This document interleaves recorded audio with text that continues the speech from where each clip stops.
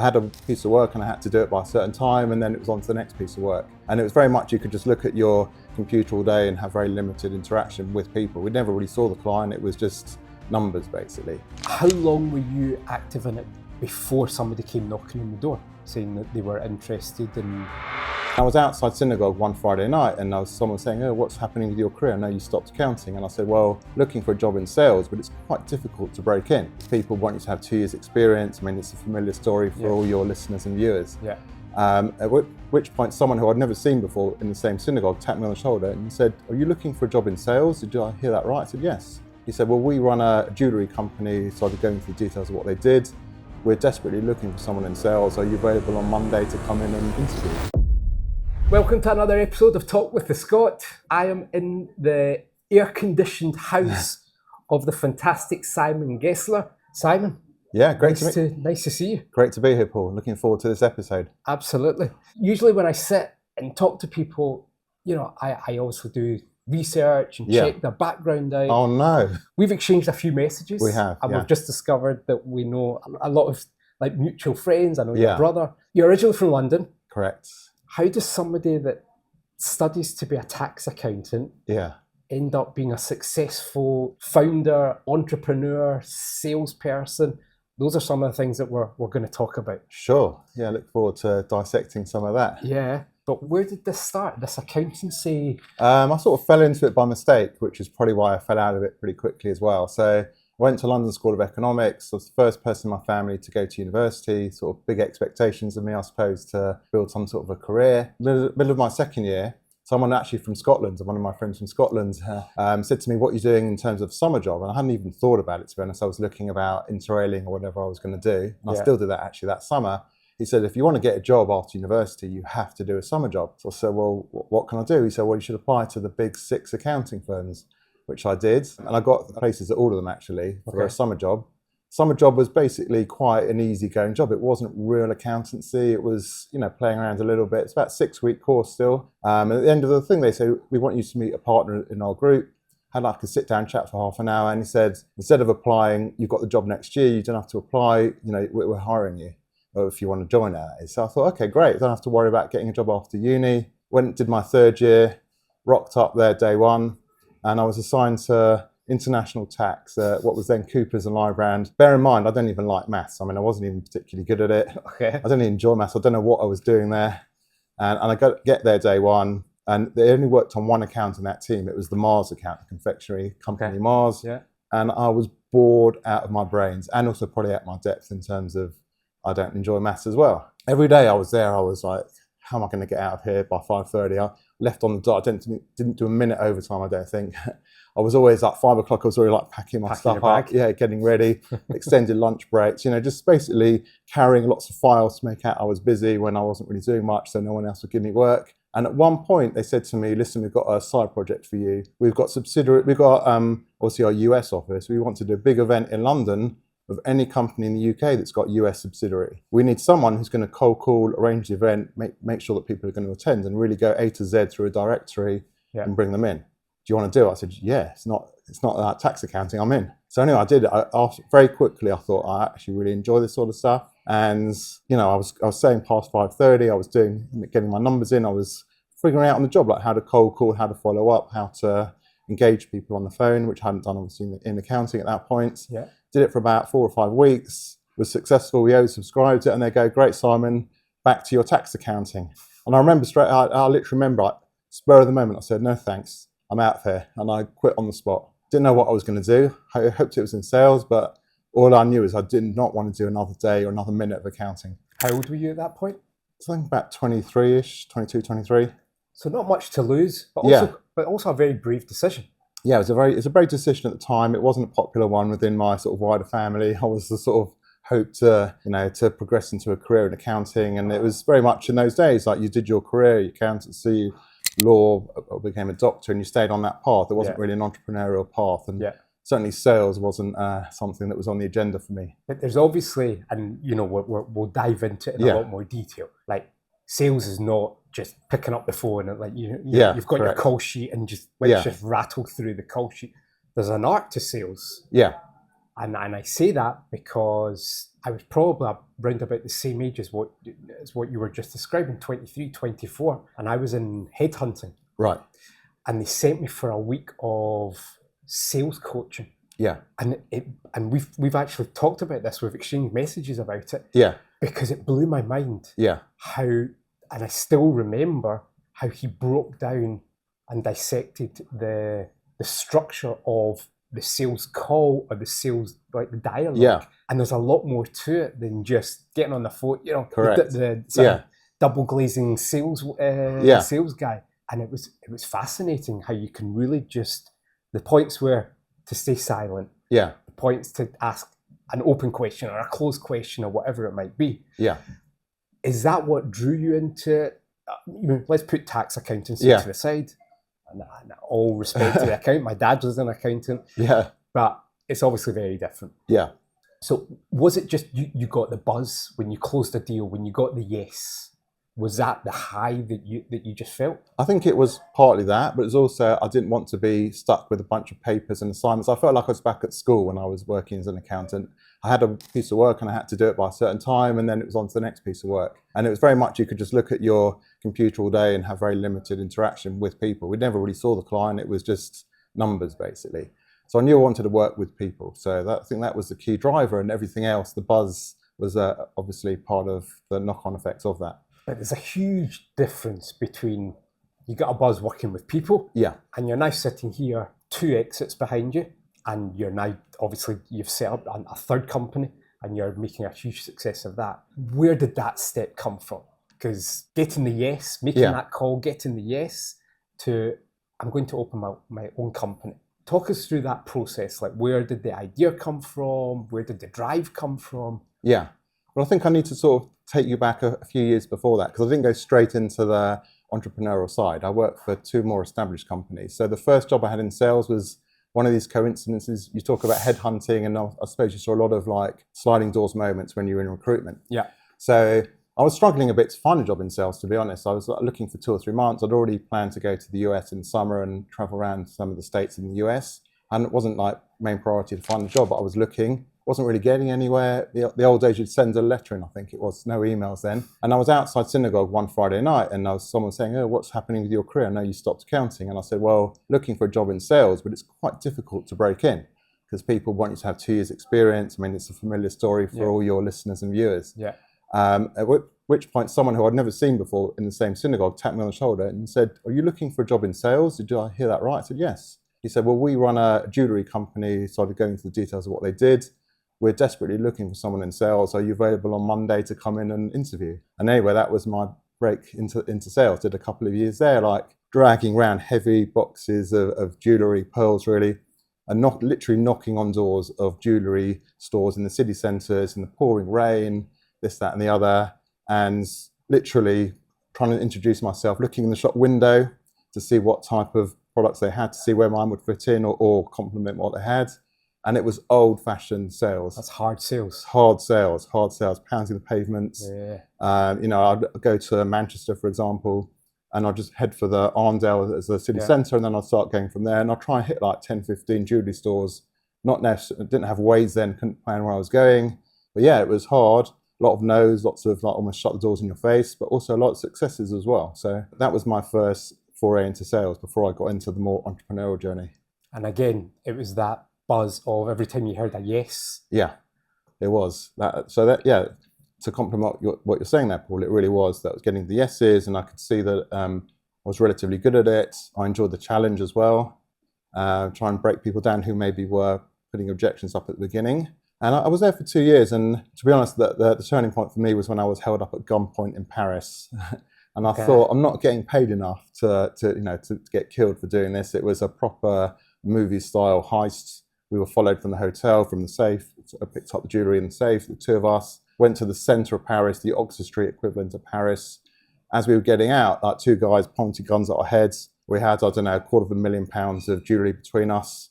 I gave it straight to him. My colleague was trying to hold on to it. I was like, "What are you doing?" But anyway, that I decided that was probably the end for me. And then selling jewellery. Selling jewellery, yeah. And then I had probably the most pivotal moment. I literally remember a couple of weeks later, I was in Watford in North London in Watford, and I was used to like going into people like knocking on the doors, jewelry stores, and I happened to see a flyer for a recruitment agency or a sign outside a door for a recruitment agency. I went up the stairs. I remember the guy still like ribbing me about it. I'm still in touch with him. Dragged up my heavy thing and said, "Listen, I'm selling jewelry now, but I want to do something else." And he put in touch with what was an absolute turning point in my sales career. So even at this point, it sounds as if you were self-taught. Yeah. Like you were really, to some extent, A/B testing on your own personality, your own methodology. Yeah. And were you able, even at that, like, we're talking 30 years ago, I think. Yeah, it's 30 years ago, yeah. Were you able to really, at the end of the day, go home and you would think about, all right, that worked, that didn't work, so I'm going to cut that out, but I'm going to bring this more into my sales pitch and testing it like in the following days? Exactly that. It really was like, real-time feedback and knowing which direction to go more into, which lines to repeat, which strategies to shelve because they weren't working. It's very much learning. So, and I was learning a lot from the yeses, the nos, etc. But I also felt I wanted to go somewhere where I could be taught in a more structured, methodical way because I felt I was missing that as well. The interesting question, and this is for any salespeople that are listening to this, do you learn more from the yeses or do you learn more from the nos? I think you learn more from the nos. I think it's the same as anyone. If you look at any sports star as well, if you look at tennis players, footballers, when they look back at the videos, they obviously look back at the goals and the great volleys that they did, but they also look about when they miss an opportunity during a game as well. So I think you learn a lot more. And that's part of my coaching as well. When I coach now salespeople and sales teams and anyone in sales, I'm working a lot about mentality as well, because so much of it is how you learn from what's maybe not going smoothly. So it's funny you say that, because my first job in Israel, and I've been here 23 and a half years, my first job in Israel was actually in like a call center. I came here, I hadn't worked for 6 or 7 months, and I thought I need to do something because I was beginning to get bored. Yeah. So I found this, random job, went in, and it literally was, here's your call sheet. Yeah. Get through. Right. And there are people that struggle with hearing no, or the phone going down on them multiple times in an hour. Yeah. And for other people, and I'm probably like that, the more no's I hear, the more determined I become to make sure the next one is a yes. Correct. Yeah. Are you saying you're like that as well? I'm like that as well. I'm very determined. People maybe don't know this about me as a personality, but I'm very, very competitive.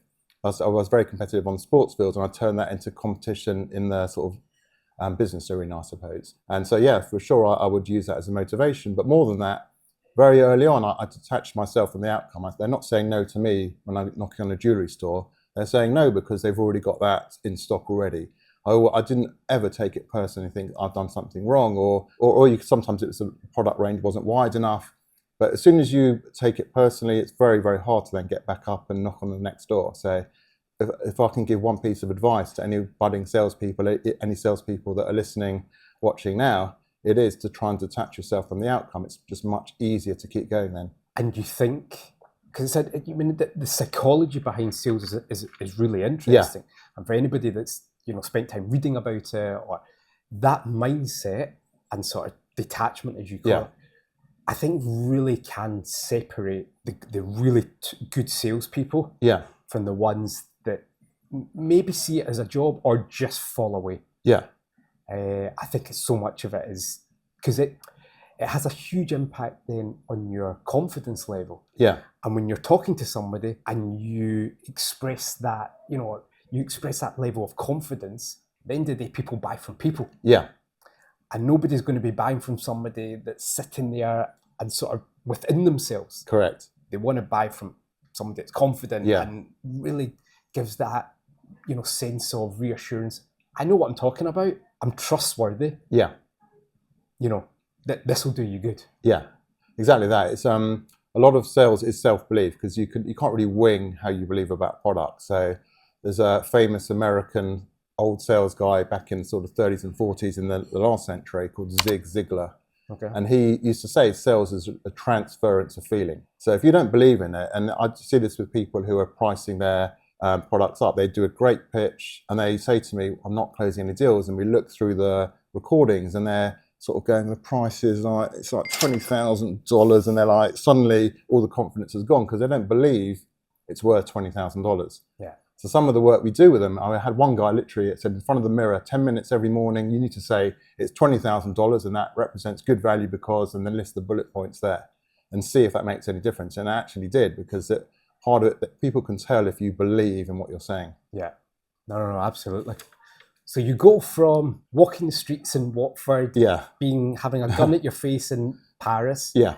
At what point did you think to yourself, I want to do something on my own? So there was a gap in between. Job. There's another job in between, which was, to this day, even though it was 28 years ago, a lot of my methodologies, a lot of the things that I train, a lot of the coaching that I've obviously adapted myself over time comes back to that 2-year period. It was a pivotal 2-year period in my career. Okay. And I'd say even in just my goal setting in life, it was a very forward-thinking American company called Tom James. And what we did was we used to go into busy executives in their offices, usually high earners, mainly like lawyers, accountants, bankers, etc. And we would sell them tailor-made suits, shirts, and we'd provide them with shoes and raincoats, overcoats, match them to ties. We would basically take a fitted wardrobe into their office. These are busy guys who've got money to spend. They had to look good.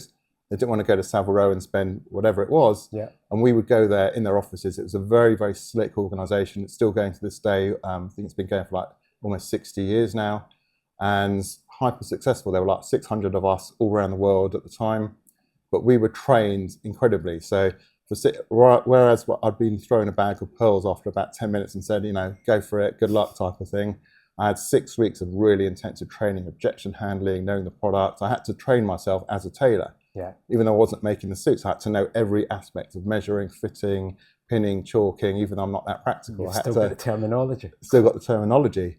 And really that was, on the one hand, we ran a business within a business. So that's what started my entrepreneurial streak, because even though it's part of a wider organization, it was to do with patches in those days. They would say, right, your patch was Canary Wharf. Okay. So Canary Wharf, for anyone who's not familiar, was a very run-down area in east of London that wasn't really, budding area. Yeah. That was completely redeveloped into what is now like a flourishing business centre in the UK, in London. It's all the major banks. All the major banks, all the headquarters there now.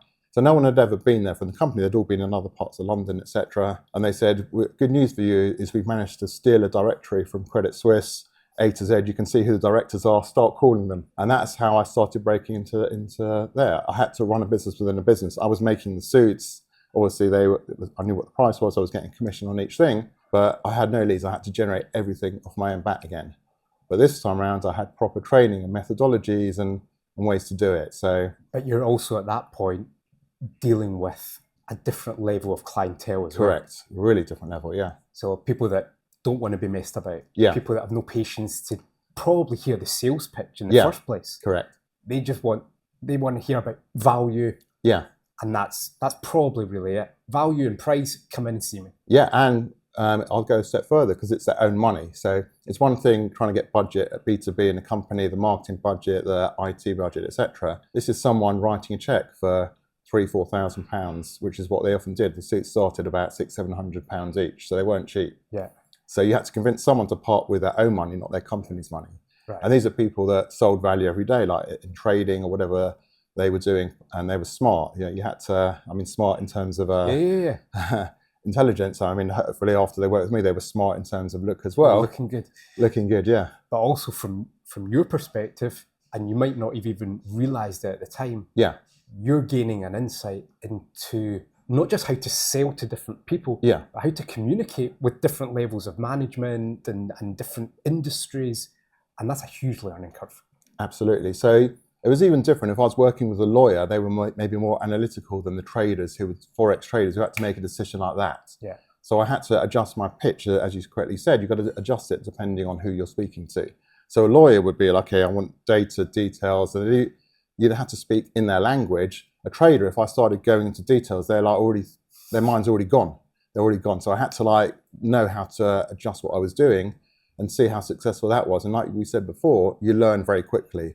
Okay, that doesn't work with a trader. I need to speak a bit quicker here. I need to get to the point faster. I need to show a different type of value because it's not the same value as a lawyer would see. I've got a few follow-up questions to that. Sure. I don't know if they're relevant for now or relevant for when we talk about like Pike. Your show, so ask me whatever you want. Do you think that level of adaptability, like obviously you're now training like hundreds of companies, people, and you've made a huge success of it. Do you find in recent years that people lack that level of thinking on their feet or adaptability? I think it varies across people. So it's interesting because we were talking even before, and we obviously both understand a bit about how sales work. Obviously, you need to have the people skills. There's lots of things that go into it. But when I recruit, I would have recruited you for sure, just based on a conversation we had before we started filming, which is the fact that you run ultra marathons, 100K races, because I used to recruit based on personality as well. So, and when I talk about personality, I talk about someone who can just get up the next day, like we said before, when you're getting the rejection. So I'm looking for people who have done like triathlons, marathons, etc. People who've played a musical instrument to a very heavy degree and they had to practice 5 hours a day when they were younger, ballet dancers even. I've recruited all these types of people into sales organizations because they've got something innate to their personality that often makes them very suited to that, the toughness of being in sales. No, I get it. So selling suits, and that bit's your own patch. So you're sort of you've got a sense of ownership because you're working off commission, obviously. You've got a sense of ownership. At some point, you think, I can do this for myself. Correct. There was that. There was a few things aligning at the same time. So there was that. There was also the fact that maybe a good luck coincidence and.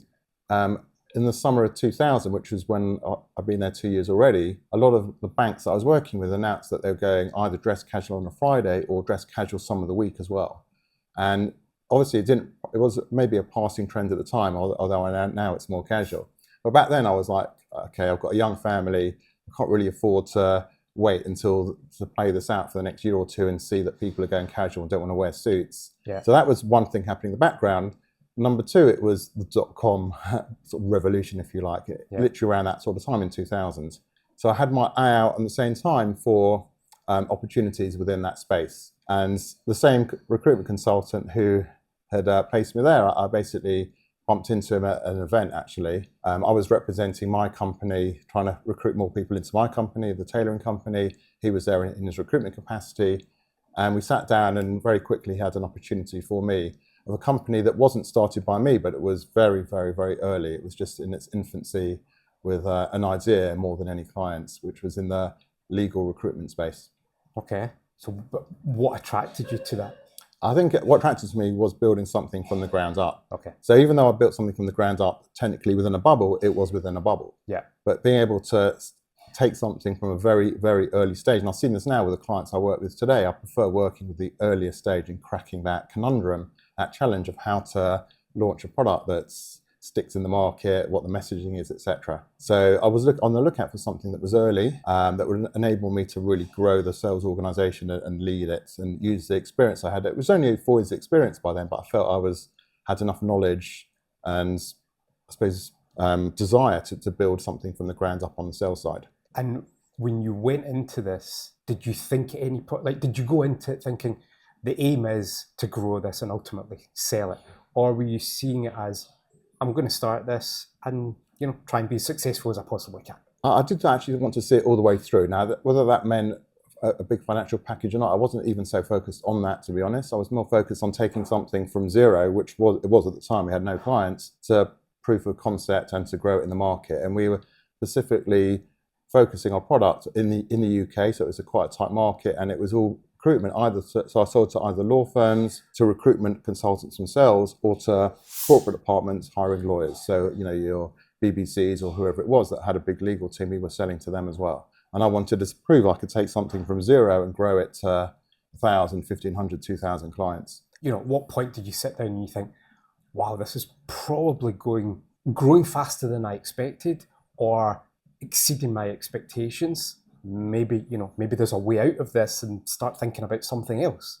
I don't think I ever really thought. I think I'm the sort of person that when I'm in something, I'm in that. I'm not really looking at other opportunities. I think once you get distracted or see someone waving flags somewhere else, then it's hard to then motivate yourself. So I had my head down and I like, this is my challenge. Working as part of the co-founding team, my job was to grow the sales from zero to viable, profitable organization. So that was my sole focus. Like, how can I do that? How do I put systems in place? How do I recruit the right people? I mean, I always sold myself all the way through there as well. So even when we grew to a bigger sales team, I still had that buzz that we talked about earlier about closing the deal. So I never wanted to lose that. Yeah. So I was always very, very much a player manager in that sense. See, it's funny because some of the things that you're saying to me as I'm sitting and listening to you, I'm thinking, wow, that's, I'm the same. Yeah. Like, are you very process driven? Like, it's important to you that you build something with really solid foundations and there's processes for it all. So it's clear what fits where, because that will generally speaking, will lead to greater success. So it's a really interesting question, Paul, because I'm going to say something now that's going to contradict some of that from my own perspective, because I don't think I naturally am process driven. At school, at university, I was very much a last minute. I had a dissertation to hand in my third year. It was meant to be handed in at June the 10th at 12 o'clock. I handed in about 11:58 on June the 10th. I was a last minute guy. I basically winged school, university, did the minimum I could to get to whatever level I needed to do. Yeah. And in the workplace as well, my first job, remember had no guidance, really no sort of manager, if you like. I was handed this bag and had to figure it out myself. Even that second job, I was really only accountable to myself. So I didn't really, naturally, I'm not a very process-driven guy. That's something I've had to work on myself, work on very hard actually, because naturally, I like acting on the fly. I don't like having something too rigid in any aspect of my life actually. So that was something I had to learn and adapt, because in order, as you say, to scale an organization, I need to put my blueprint, my playbook, which is what I do a lot now, and teach other people how to do that in a very process-driven way. That was a massive learning curve for me, and that probably took me from whatever level of salesperson I was to a different level, I suppose. Yeah, it's funny because I think in the background I'm quite process-driven. Yeah. Because obviously marketing, it's a little bit different. You have to, yeah. But then I'm exactly the same as what you just outlined. So for example, I gave a talk at an event recently. Yeah. And before, I turned up in the day and somebody said, how long are you speaking for? I said, well, I've got 35 minutes. Yeah. They said, yeah, but how long are you speaking for? I said, I don't understand the question. They said, well, when you practiced your talk, how long did it take? I said, I'm not practicing it. Yeah. I was like, I'm going to stand up. Yeah. And, when I was running, I've got the first minute, the intro sorted. Yeah. But then after that, I'm just going. Yeah. And they went, well, I don't understand. How can you not have practiced? Yeah. It's like, why would I practice? I don't understand that. Why would I practice? To go back to the suit analogy, we're cut from the same cloth then, because that's exactly me as well. Yeah. Because I think, connecting it to sales, I hate being sold to. Yeah. As soon as I feel that I'm being sold to, I'm just like, forget it. Yeah. I'm not interested. But if somebody talks to me, and I like the person, and again, it's banging to that sort of personality and the person. Yeah. If I feel that somebody's just selling to me, then it's finished. No chance. That's a really, really good point, maybe to build on that a little bit as well. Yeah. I mean, I don't feel like I'm a pushy salesperson. That's not my personality as well. And I feel I've been successful for, number one, in terms of personal relationships, which, as you say, is critical. Yeah. And secondly, one of the best pieces of advice that I got early on in my sales career, which I was glad I got and I still use to this day, was when I did sell to someone. I think it was in the early days of the legal recruitment company. And they said to me after we closed the deal, they said, just to let you know that it's refreshing to work with you because I felt like you were my colleague and not someone selling to me. And I was like, wow, that's really interesting feedback. How do I build on that? And I try and always think of it like that now when I'm selling to someone myself or when I'm coaching people. If you can get at that mindset, because a lot of people think sales is a game of chess. They've moved here. Okay, I've got to move here. It's like you're battling against an opponent. As soon as you say to yourself, no, literally, we're on the same page. This person's got an issue in their company, and luckily my company's got something that can solve their issue. Let's collaborate and work out how we can fix that together. Yeah. As soon as you get in that mindset, which a lot of salespeople don't have, it's a game changer, an absolute game changer. Well, I also think there's a lot of salespeople out there that feel I need to get across what I need to get across, and they don't listen. Yeah. They don't listen to what the other person's saying. Yeah. And if you don't, and I genuinely believe some of the best salespeople that I've met or worked alongside are actually the quietest people I've ever met.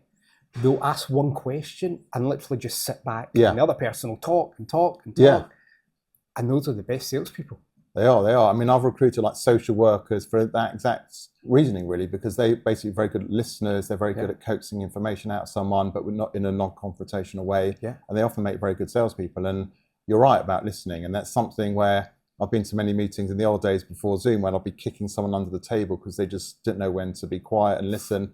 I mean, the way to see sales, especially in the initial stages, is we're a detective. Our job is to be there with a notepad and just ask the pertinent questions to solve the crime. Yeah. And the more they talk, as you say, the more you talk, the more the other person talks, the more clues I'm getting to say, oh, yeah, Paul, you mentioned that before. Well, what I wanted to say was this ties into what we're offering in this particular aspect of our product or our solution. Yeah. It's so much about listening. If you're talking, you're not gaining that level of clarity. Absolutely. I actually think, because obviously I work with Wadi Digital. Yeah. What was, got an amazing team that I work with. Sure. And I think people would be really shocked if they saw sort of our internal Slack channels. Right. Because we might be in calls with clients or potential clients. Yeah. And if they just saw, the internal, I'm typing, stop, just shut up, stop talking, just stop talking. Yeah. Let the other person speak. Yeah. Because, you've got to, it helps, it levels the playing field. Just let the other person speak. Yeah. Ultimately people like talking about themselves or their business or their interest, whatever it is. And you can learn so much. That's exactly right, yeah. Yeah. I think the second episode that I launched was with the VP of marketing from Second Nature. Right. And the title of it was Shut Up and Listen. Right. Because, that is her motto. Yeah. Like, just shut up and listen. So on my sales course, the first one is a lot about mentality, introduction to how to view sales, because it's going from A to Z in sales. I play that famous Glengarry Glen Ross video, ABC, always be closing. So I play that scene. And that's also, anyway, relevant. People think it's all about talking and etc. And I just put the next slide, ABC, always be curious. If you're curious, which is coming back to that listening, the questioning, etc., then you're going to be way further down the line and have the respect and trust of the prospect. Yeah. So back to your company. Yeah. How long were you active in it before somebody came knocking on the door saying that they were interested in? They were it was a different time as well. It was when .com valuations were crazy. I mean, they obviously crashed very fast as well. Yeah. So anything with .com after the title already was an attractive proposition. Yeah. So we were in as I said, the recruitment space, particularly within the legal industry.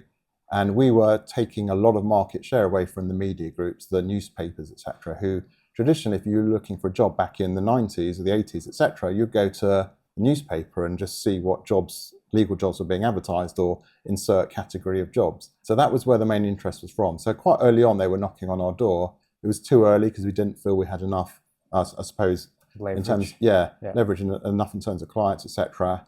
But basically, so we started in 2000, already 2003 to 2004, we had some interest. We kept going because we wanted to build to a certain level of revenue.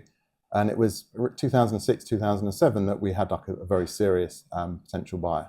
Okay. And it was just a case of you and your co-founder sitting down, is this of interest, or, we can grow this even more? I think they saw the opportunity. We were lucky, the company that acquired us, which is a very big media company in the UK, who are like a household name in the UK, they were buying lots of property and recruitment businesses. They already bought a few recruitment online businesses, so we knew it fit into their strategy as well.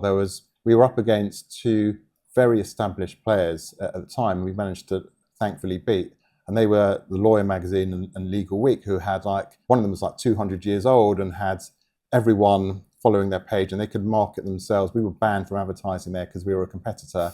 And really, everyone had said at the time, why are you even bothering to launch it? These guys are going to kill you. Yeah. We were able to, thankfully beat them. And also because we weren't tied to that media group in our own right, we were a more attractive proposition as well. Probably that's all you need to hear. Somebody like yourself. Yeah. If somebody turns around and says, can't do it, the competition are going to beat you, or you'll never succeed. You mean, and I'm the same. Yeah. I'm like, okay, we'll see. Yeah, exactly. It gets my competitive juices flowing. Yeah. And it's, within reason, you've got to be able to see the wood through the trees and see your vision. But that wasn't going to detract us from our vision. And as you say, it was a motivating factor. You see in sports, I use a lot of sports analogies within my sales processes, but you'll often see, like before a big match, one of the teams will basically slate the other team and say, oh, they're not good enough. And you'll see they'll put it up in the dressing room. It's quite common they put it up in the dressing room and say, listen, this is my team talk. They're saying that you guys are losers. You can't beat them. Look at this. Yeah. And then go out in the pitch and play. Yeah, I did. So I use that as a motivation myself. Totally. Yeah. There are times I'll be reading, I'm a Rangers fan. Yeah. And if I see in the week leading up to a game, one of the players has come out and like maybe posted something on social media or given an interview and made any sort of negative comment about the upcoming opposition, I always just say, just shut up. Exactly, just shut up. What are you doing? Do your talking on the pitch. Yeah, and then afterwards you can say what you like, but just be quiet. Yeah, completely agree with that. So you sold it. Yeah. And if I've got the order right, you sold that and then you set up your second company. So there was a bit of a gap in between, actually, quite a few years in between. And maybe this is where my career, when you look about regrets, etc., my career meandered a bit at that point because the company that acquired us wanted me to stay on and they offered me an attractive package to stay on. Okay. I was a recent immigrant to Israel. I've been here about 3 years at the time. The pound at the time was 7, 8, not like it is now, which is about half the valuation. Yeah. It was a relatively easy number. And I suppose I missed a few years. I cruised a few years where I was still being employed by the bigger company.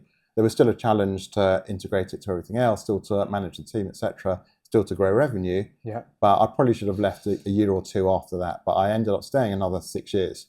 Okay. Another 6 years. And I probably wouldn't have left. I mean, I would have left at some point, but they basically started making all the teams redundant. The actual way that they acquired and integrated companies wasn't super successful. So they started to let people go in all the departments. And basically, I didn't have a choice anyway. Okay. But let's go back a second. Because obviously this podcast is all about one's professional journey. Yeah. I mean, it actually sometimes goes off in many different directions. But a lot of it is around successes and failures and learnings. Yeah. If you go back now and you think about the process that you went through when they came knocking, they were interested in buying the company. We're in the startup nation. Yeah. You're hearing on a daily basis companies that are being bought out. Yeah. What did you learn back then through that process? Like how to, maybe it's about structuring an exit. The mistakes that you made, because it's a common story. Founders really can sometimes get screwed when they're selling their own company. Yeah. When you reflect back, what were the biggest learning curve and biggest mistakes from it? So I think even on the process side, we talked about learning processes. I still didn't have it down pat, the processes. So this almost jeopardized the deal to some extent, but I think it ultimately won us the deal. Okay. We had some like legacy clients we didn't even have a contract in place with, for example, but they would pay us £10,000-15,000 a year. There was no paperwork to go with it. It was just almost a gentleman's agreement. And that wasn't how you run an efficient business. We also, there were things that we weren't doing in an optimal way. So on the one hand, that probably could have got alarm bells ringing. But I think ultimately, when I look at all the meetings and all the due diligence that the company did before they bought us, they were like thinking, well, if these guys are sort of scrambling some of this stuff together and haven't got processes, can you imagine when we integrate them into our processes, there's a lot more potential. Yeah. So I think they saw it as untapped potential, but I think I sort of got away with one there. So that the learning curve wasn't to obviously make sure that there's much more of a paperwork trail, that there's much more disciplined process, it's better at follow-up, etc. Yeah. Because it could have called the whole deal off by saying these guys don't really know what they're doing. Can we try? We need them the first 6, 12 months in order to make sure the transition goes smooth because they've got the client relationships. We don't want to work with these guys because they're not as smooth and professional as we maybe thought in advance. That's funny. Yeah. That's funny. No, it's because I had my own agency. Yeah. And which I ultimately sold. And on reflection, I agree with you. Like, because you'll work with clients where you have that historical relationship. Yeah. Complete trust. So you never even think about a contract or money's coming in. It's all good. And it's only after the fact you think, wow, how unprofessional would that appear? Yeah. To other people. Exactly. So I think that was something I took into my sales leadership role on the next startup that I was part of. So I think I learned from that. As we said, that was a failure on my part. That lucky it didn't come back to bite me, but it could have done. It could have been deal off. And actually, we sold at a relatively optimal time in terms of valuations, where relative to our income. So we did get out at a good time, but that was something that I got away with. It's very common, when you speak to founders or entrepreneurs, whatever, where they've had one success, and it really can go either way. Yeah. They're so put off, whether it's because they invested so much energy and time and sacrificed, maybe family, whatever it is, that they say never again. I'm not setting up something again. Or there are plenty of other examples where they just, it's just a drug for them. Yeah. So you stayed on for 6 years, I think. After that, so I mean, it was a 13-year journey in total, which, as I said, I needed the 2007 because that was a journey to get to exit, and I probably wasted 4 or 5 extra years that I didn't need to by staying in my comfort zone and not pushing myself. So at what point do you look at yourself in the mirror and think, I want to do this again? Yeah. So already by then, before I even had the decision, I suppose, made for me, I was already sort of like looking around at opportunities within the Israeli tech scene. Obviously, I was living in Israel at that point. Yeah. So it's important for me not to necessarily commute back and to make my life in Israel. And I really want to be part of the startup nation success as well. Yeah. And I was actually very bored. When I look back at that time, I had the client relationships. We didn't have massive goals in order. The company in the end didn't really push us too hard in terms of growth goals. So it's more about keeping existing relationships going, et cetera, et cetera. And I wanted that start from zero again, like I'd done with the jewelry, with the suits, and with the legal recruitment. I wanted to do that again, but I wanted to do that with a product that I could get excited behind and see if I could build again from zero to exit. You were a founder? I was a co-founder. It wasn't my idea. It was the father-son team who had the idea. The father was a lecturer at university and saw a gap in the university space for alumni networking platforms. And I was brought in when we had I think 2 or 3 clients, almost not proper clients, and we had to build it all the way through to the goals that we had. Amazing. So how did that? I mean, that's probably not an easy scenario to go into.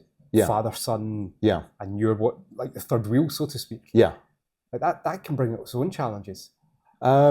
It could do. The father tended to be a bit more hands-off after a while, so it was a bit easier for that. Didn't feel like I was intruding on a family dinner, etc. Yeah, I mean, part of it was that it was local. It was even up the road from me as well, which was good. I've been working from home. I was one of the original work from homes when I was moved to Israel back in 2004. Yeah, I had to convince my co-founder to continue the relationship because at the time it was like, well, you're not in the country. How do you even do that? And I said to him, there's something called Skype, SKYP. I was one of the first Skype accounts. So I'd worked from home for a long, long time. I didn't necessarily want to do the whole Tel Aviv thing. I got too comfortable. Yeah. So I ended up doing something still in my comfort zone, which was up the road, no big commute, and was in a space that I was interested in as well. So I was interested in the recruitment space and obviously headhunting. I to this day as well, I really like helping people find jobs. I feel that that's giving something back. It's got real value, social value to it as well. Yeah. So that was something that ticked the right box for me. There were certain other opportunities I had that I wasn't interested in at all because it didn't speak to me or I didn't feel there was any social value there really. It was more pure commercial. Yep. And then this opportunity came to work within the university space, which I, at the time, believed was meaningful. Amazing. So how long were you with that company before you obviously had your second exit? So trying to work at the dates, 2013. It was about 5 years. Okay. 5 years. 5 years from building it to exit, and then obviously stayed on for another year for the earn-out period that was contractually binding, really. So both your exits, like you always hear some stories, I built something and 5 minutes later somebody's buying it. Yeah. You actually really had to build like an established, like you build it from nothing to an established company that's generating, I would imagine, good levels of income and revenue. Yeah. And then you're exiting. So you've had to put in a real slog. No, they're both slogs. I mean, but enjoyable slogs, but they were both slogs. I mean, things don't tend to come easy. You see like the Base 44 story recently of someone within 3 or 4 months selling for like 80 million and own the whole company. Those are the exceptions. I mean, if you look at the Monday.coms of this world, they did not have it easy. There were lots of ups and downs, and that whole startup world, like Paul yourself, you work with so many of them yourself. It's a roller coaster. Nothing is smooth. It might look different on social media and on the website, but there's lots of like drama in the background with all these companies. No, absolutely. And you probably say I'm laughing because even just I think 2 days ago, people love using Base 44 as as the example, and the other example is Wiz. Yeah.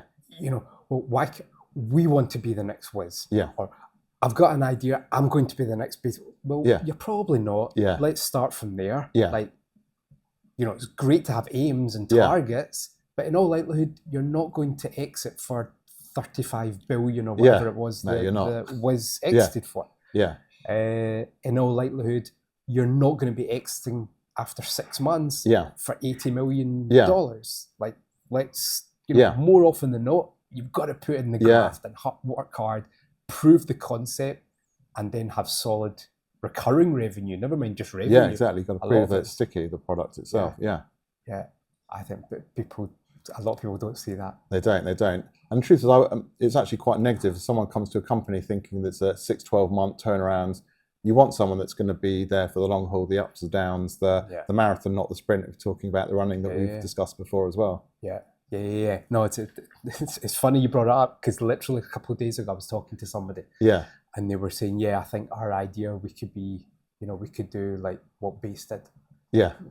Well, they probably already got close to the 6. They're probably just not going to do it. I think they're already past the 6 month stage. I was like, come on. Yeah. Like, be realistic. We're having a realistic conversation. Yeah. You know, or are we just living in fantasy land? And that's it's about having, you know, your eyes wide open and having clear expectations. Yeah. Realistic expectations. So second exit. Yeah. You stayed on, I think you said, for a period of time after, which is obviously very common. Yeah. Did you learn anything through that second exit that maybe even more so you reflect back on the first one and you think, why didn't I do that the first time round?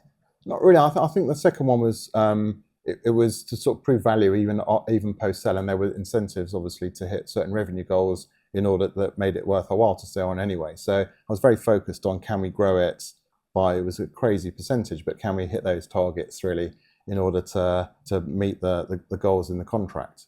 So that I was very focused on that. I wasn't thinking I'm in the deja vu at that point. Okay. But after the end of that period, I was like, okay, I've done 2 startups now, had 2 exits. I think I know, or I know some, I don't know everything. I know some of the secret sauce to build it, especially from the ground up. So there's got to be lots of other, and in the meantime, I had lots of other people tapping on the shoulder, doing like informal, like one-on-ones with them saying, hey, can you give us some advice on how to do that? We just started this product, this company. So I could see there was a lot of like, there was a product there, but wasn't necessarily the knowledge in terms of the sales. And like the word you said before, processes. By then I got much better.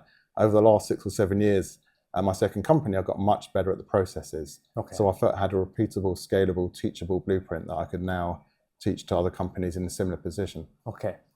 And you said one of the magic words just a couple of minutes ago when you said targets. Yeah. Talk us through, because obviously targets, KPIs, like that's not just relevant for the sales industry, that's across business. A lot of, I mean, as you say, I work a lot with startup companies and it's very common for people just to throw out random, you know, well, last quarter we did, you know, $500,000 in sales.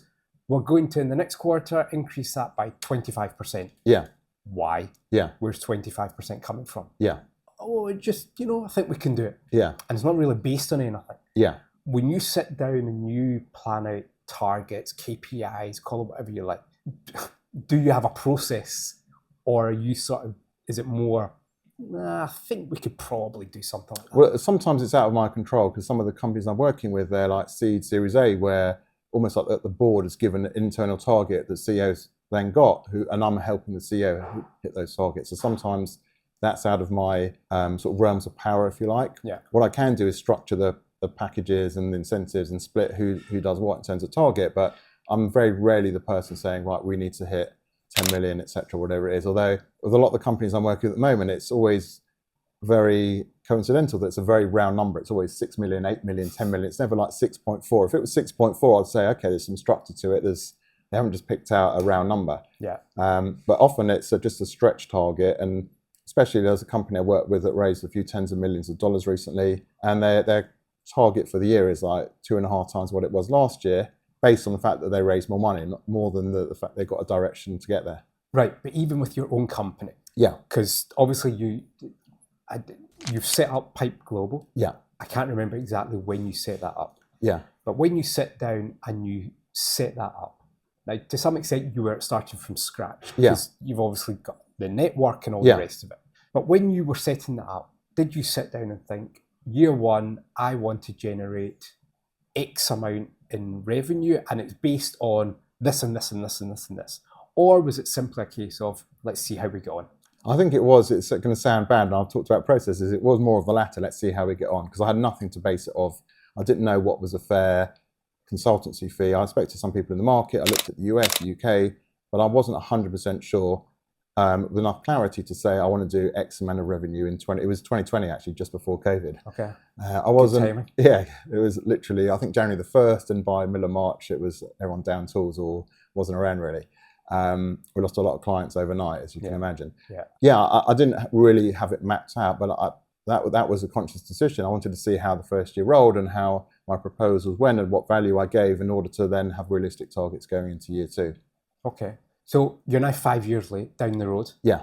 I could, for anybody that follows you on social media, and I'll add certainly your LinkedIn, because you're very active. Yeah, I am active, yeah. Which is great. And a lot of your content that you put out is really great, helpful, informative content. Thank you. And I say that because your feed is probably similar to my feed, where there's also a lot of garbage. Yeah. So when people are posting helpful, useful content, it makes a difference, and you do stop and you go, when you go into a new company and you it's obviously they've approached you with clear, they want to achieve something. Yeah. Is it usually they need to increase sales revenue?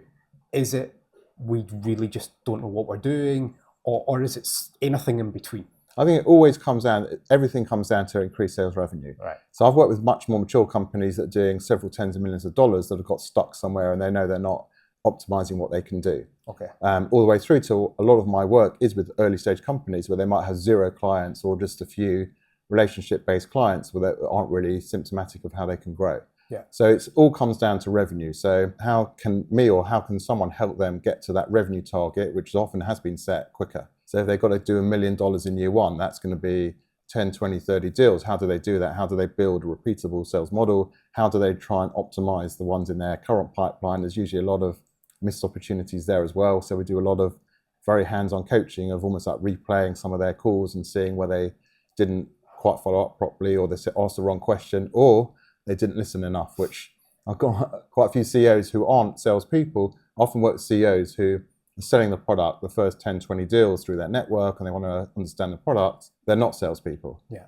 And they are not used to listening, and they're very excited about their product. And I've got ones where you can see that 95% of the time they're talking. So obviously you give them a semi-lecture on it, or not a lecture, but and then you'd be proud. Look at the next call, and it's like 92%. I'm like, okay, that wasn't quite the goal we had, but it's a bit of progress. You've listened a little bit, but yeah, a lot of it is it all comes down to how do we grow our sales revenue and quickly, because we've got pressure from the board, the targets, the next round. Right.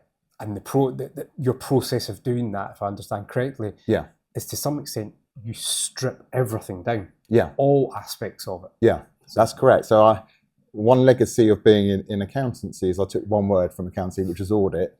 And it's not the sexiest term, but I call it the sales audit. And especially a company that's done something to some degree, but early stage, I'll just break everything down. Like you say, I'll look at their marketing assets because marketing is critical. I'll look at the composition of the team. Is it the right composition? Are the right people in place? I'll look at the CRM setup. Are they optimizing that? Are the people categories set up properly? I'll look at certainly the demos themselves. I'll look at what events they're attending. I'll look at everything that can have a marginal gains. And that's one thing as well, where I basically base all of my approach, really going back many, many years as well, which I battle tested for a long time, around marginal gains. So just for the benefit of your listeners, viewers, marginal gains was, you can see a lot about it in the book Atomic Habits by James Cleary. You're a big sports fan yourself, you'll be familiar with it, but just that British cycling team, all the little things they did to go from losers to world champions in every discipline. And it could be like how soon before an event they eat, to the pillows that they use, to the massage gels, to the painting their handlebars white so there's no dust that will slow them down by a millisecond,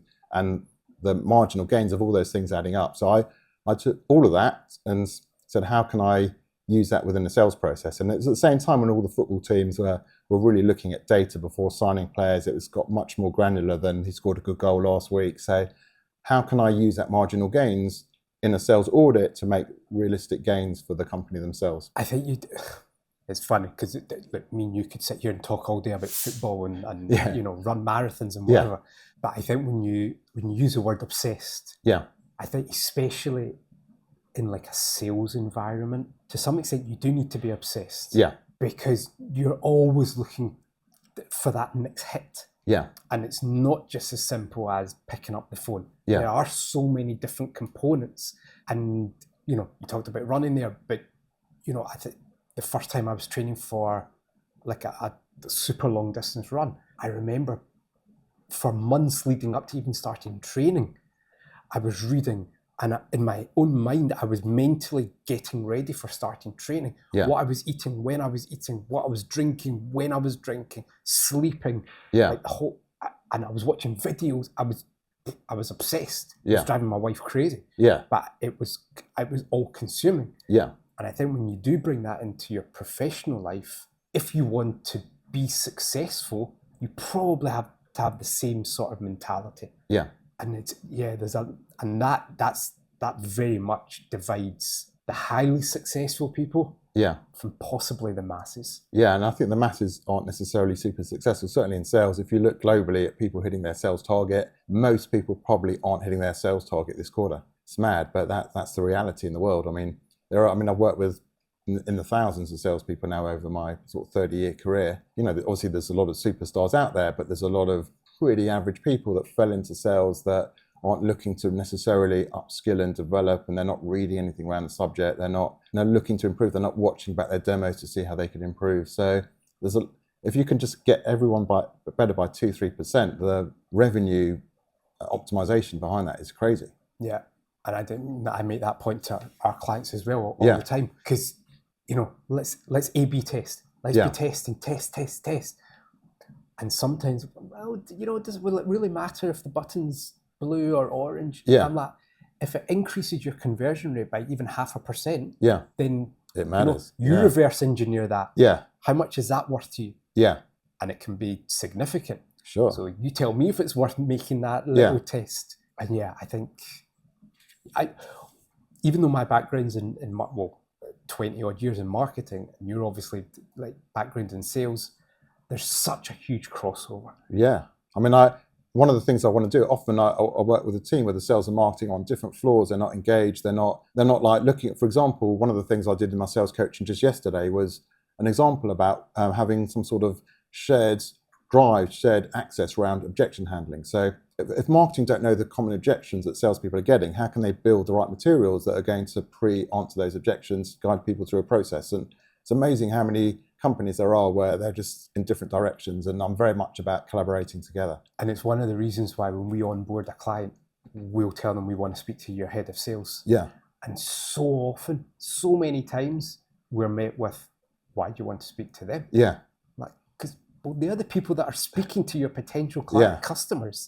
Like, they're the ones, you tell me why you lost the deal to your major competitor. No, I don't know. Exactly. Your sales guys will. Want to speak to them. Because there's so much overlap. No, there really is. I mean, especially now, because I think marketing plays a much bigger role in sales. Like salespeople tend to pat ourselves on the back. We did a great job.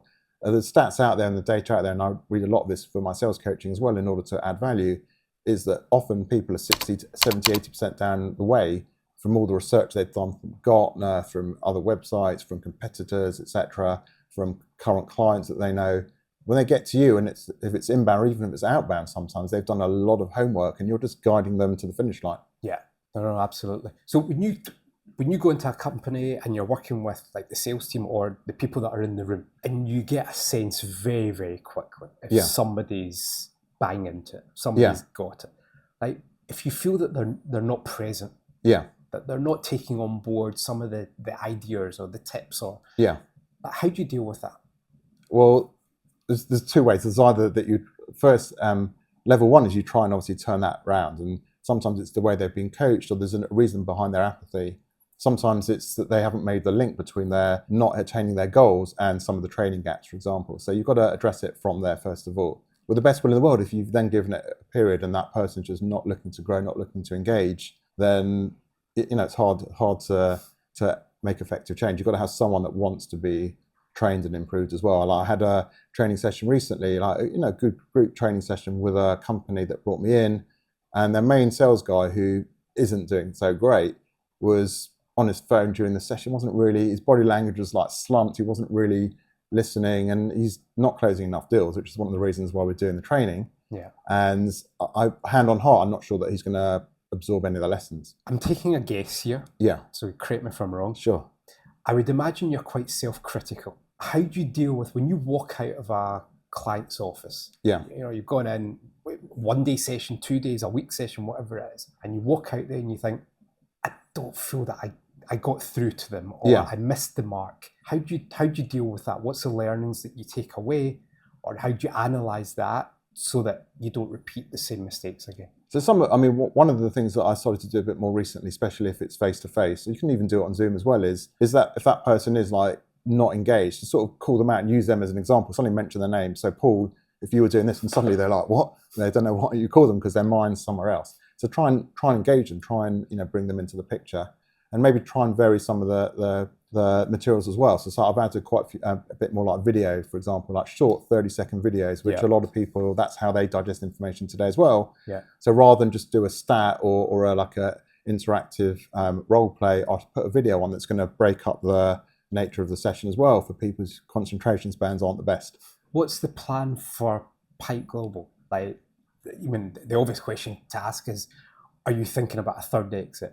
Or are you just in a place now, you know, you're in your early 50s, where you're really enjoying what you're doing, you're enjoying seeing the impact you're having with your clients, and you're happy to continue in this path? So it's interesting because I'm having this internal debate myself about where I take it, this exact debate. So I haven't finalised everything myself, but I've realised quite quick over the last few years of what aspects of what I do that I enjoy more than others. So I enjoy the sales workshops, and I've actually built out of that like what I call selling smarter, which is a nod back to my suit days. So it's selling smarter, obviously, play on words there. So I've built a course which I first did on Zoom, and now companies are bringing me in to do it.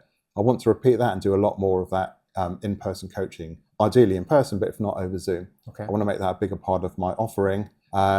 I also, I think my sweet spot is the go-to-market early strategy where people are really grappling, and it's like the difference of you going in there is either they get their next round and they've got a chance of making it, or they run out of money and they close their doors in 6-12 months. So I do enjoy that challenge as well. It goes back to the challenges I've had in the other 2 startups that I was involved with from the start. So I'm trying to narrow it down now. I think at the beginning, one of the mistakes I made was I was saying that, we do customer success training, we do this, that, and the other. It was too wide. Now I'm very focused on what I feel like I can add real value in, my sweet spot, and other stuff which at the beginning, as you're building a company, and maybe I was guilty of this, of just taking a project on that wasn't really my sweet spot. I probably wasn't super good at it, but I still could add value.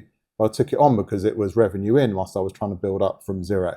That's probably a common problem or practice that a lot of people have. Yeah. Especially when you're starting off. Yeah. And even though Pike Global's, you're not 20 years old starting off. Yeah. But you're trying to get something off the ground. Yeah. And if somebody dangles, $1,000, $5,000, $10,000, whatever it might be, there is that temptation to say, I'll take it. And also it comes back to that winging days. I've never quite lost all of that aspect, that ability to sort of wing it, and to like yourself, to not do like rehearse a presentation 20 times, and to be able to go there, know roughly what I'm going to say, and still deliver a 20-minute session on the stage type of thing. So that hasn't really left me, even though I've worked on it. So I would take on the challenge of saying, okay, I don't really know what they do. It's not really something I'm brilliant at, but I can still do something with it and still help them. So for people that are watching this, like the best bit of it, if you could highlight like the one bit of advice that you've received over the years, that it's just there, it's always there, what would that be? So one piece of advice that I've actually shared a couple of times on LinkedIn, which I firmly believe in, and it's maybe contrary position, I like to be a bit contrary as well, is a lot of people like to be jack of all trades. I see it when I help people find jobs. They're like, I could do sales, I could do customer success, I could do marketing, and they're spreading themselves way too thin. My belief on all of this is, first of all, for your own career, and secondly, to the value of the companies that you add, is to know what you're good at and just go super, super, super deep into that. So for me, it was sales, And I've just gone, I read books all the time on psychology and understanding people. I do a lot of research. I do a lot of, I do a lot of background. I analyze exactly what I'm doing as well. I just want to get better and better and better at my niche. So I think the temptation is like, if I want to get a job, I need to just be able to do a bit of everything. No, find out what you're good at and just become better and better and better and better at it. It's funny you say that, because first of all, I 100% agree with you. I have a feeling though that's going to change over time, especially because of the impact with AI. Because I feel like our kids' generation, they have so much information at their fingertips that to take it to the extreme, they actually don't need to know anything, but they can possibly be pretty decent at across the board at multiple different things. So I think it's going to be interesting to watch what happens. Yeah, and I think it will. But I still think if you want to stand out, if you want to build a career, then it's a smart way to look at your own personal development. And you've got to be self-critical. Like we said before, I'm self-critical, and I am. I want to be getting better and better and better at it. And I will. When I looked at did my first Selling Smarter Zoom courses, I did watch them back and see which bits I feel like I could have brought a better example in, or could have or maybe if I lost someone with a certain point, and just do it better the second time round. So I think it is important to do that. So I agree that it's going to be very simple to just become an expert in 20 minutes at a certain topic, but ultimately people want to work with like real sector expertise. Yeah, and I agree with you. I mean, I've been doing this podcast now for I think only 4 or 5 months. Yeah, and I'm not the type of person that, obviously I have to go back and watch the video, and I watch each episode like about 10 times before it's published and check. But I hate watching myself. Right, I'll do as well, actually. I hate it. Yeah. Like, I don't know why, I just hate it. Yeah. Well, I know why, but that's not for the video. But and it's really stepping out of my comfort zone. Yeah. But I make myself watch it so that I can be self-critical. Yeah. I'm like, even the way you're sitting, or the lighting, or you didn't ask that question the right way, or you didn't follow up with that, and I hammer myself for it. Yeah, but you're doing an absolutely tremendous job. I don't think there's anything you need to change on this one. I know you weren't, but I think for a start that means you're getting better and better and better at it, and I think you're very accomplished at what this session we've done today. So it's obviously having a big impact in terms of the way you're developing across as a podcast host. So it's definitely worth it. And it's an example of what we just discussed, becoming better and better at it, rather than just recording it, doing a few quick edits and moving on to the next one. I think it just comes down to, no matter what, don't settle. Yeah. Don't settle. Yeah. You're always looking for, that extra inch, as you said before.